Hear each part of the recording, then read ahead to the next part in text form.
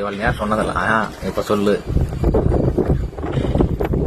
எங்கேயாச்சும் போனா நிம்மதியே இருக்கிறதுக்கே இல்லை.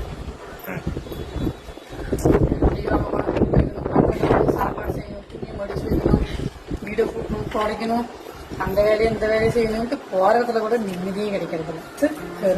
இந்த பிரிவியை வாழ்றதுக்கு சத்தியமா மாண்டே போயிடும். எவ்வளவு வேணாலும் செய்யணும். ஒரு நாள் நிம்மதியே சாப்பாடு செய்யாம, துணி வைக்காம, துணி மடிக்காம, மூடு போட்டாம, பாத்திரம் கலவாம இருக்க முடியுமா? முடியவே முடியாது. உங்களுக்கு என்ன? உங்களுக்கு என்ன அந்த கொத்த வச்சுக்கிறேன்.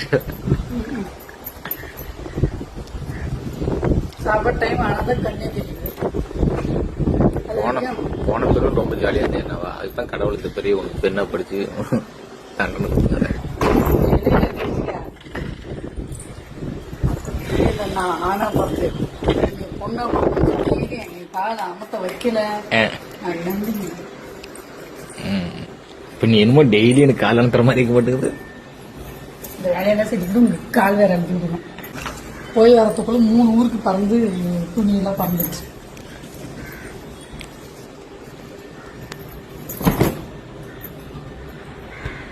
இப்ப அடுத்தது பாத்திரத்தை கழுவிட்டு சாப்பாடு செய்யணும்.